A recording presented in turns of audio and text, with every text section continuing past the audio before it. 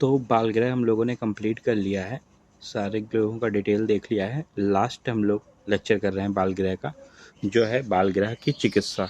ठीक है, तो देखिए बाल ग्रह की जो चिकित्सा है, तो इसमें देखिए पहले हम लोग बात करेंगे वमन।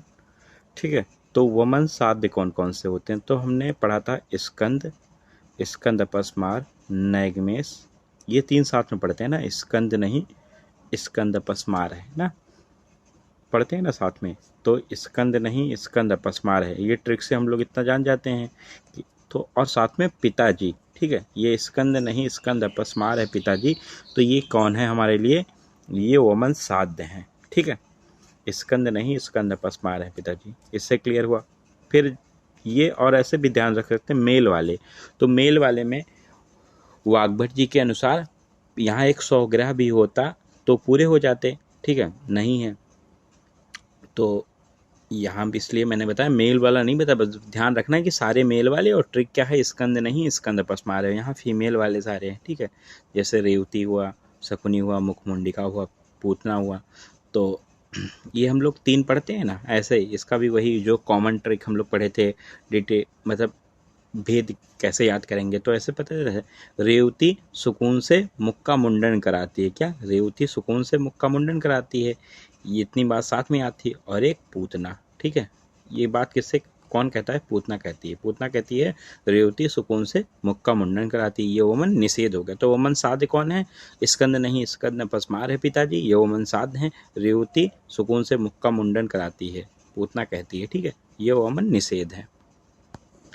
अब देखो यहाँ पे एक बात और पढ़ते हैं, विरेचन निषेध।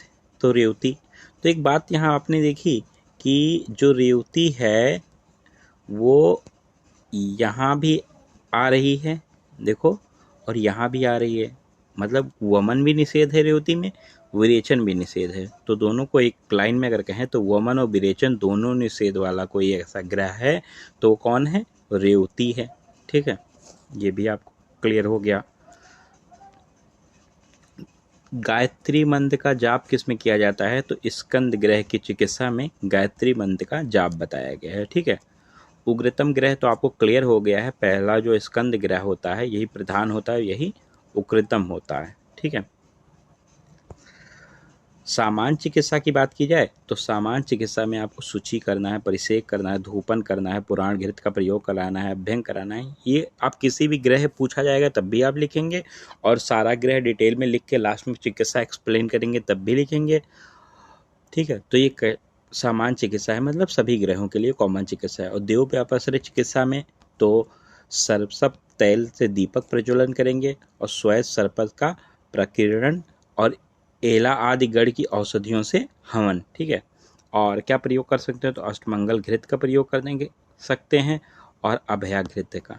ठीक है, तो ये हम लोगों का चिकित्सा था, बस इतनी सी चिकित्सा आपको पढ़नी है, ज़्यादा डिटेल में नहीं पढ़नी, क्योंकि कोई मतलब नहीं है चिकित्सा पढ़ने का। इसका क्वेश्चन जब भी आता है तो लक्षण से ही आता है, और इतनी कॉमन चिकित्सा है जो आप किसी भी ग्रह को पूछा जाएगा सेम चिकित्सा यही लिख देंगे, और लास्ट में पूरा चैप्टर एक्सप्लेन करके तो ही यही चिकित्सा लिखेंगे। ठीक है,